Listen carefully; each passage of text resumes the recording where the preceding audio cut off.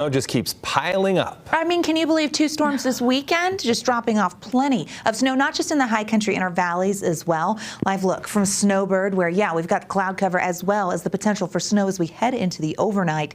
And several times this week, we've got to talk about the greatest snow on Earth because several places are in the 400, 500, and 600 club as of these last storms. That includes Brighton and Alta, well over average, which is great to see. We needed an above average year, and this winter continues to perform.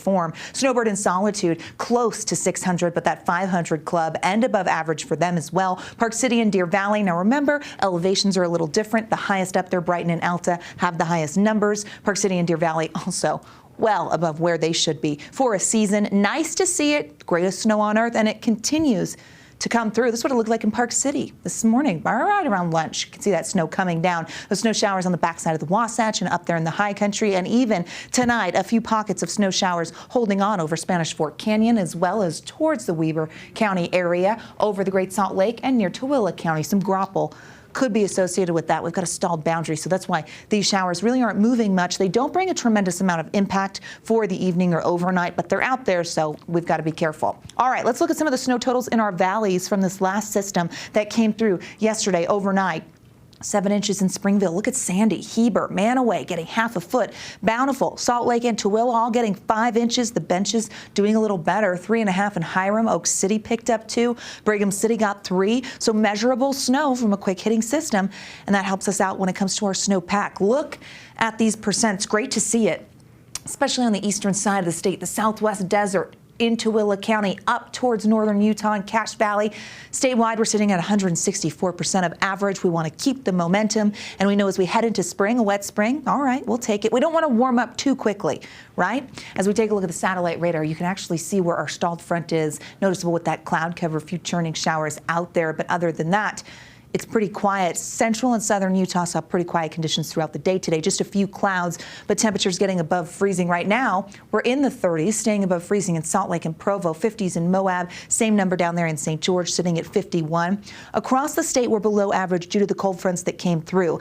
And the winds make it feel a little chilly. Wind chill right now feels like it's in the 20s along the Wasatch Front. Ooh, that's cold. Feels like it's single digits in Evanston, 20 in Delta. So the real feel, if you step out there, it's got a bit of a bite. We're going to warm things back up. The temperature trend actually heads up as we get through the next 7 days. FUTURECAST takes us through the potential for snow showers into tonight.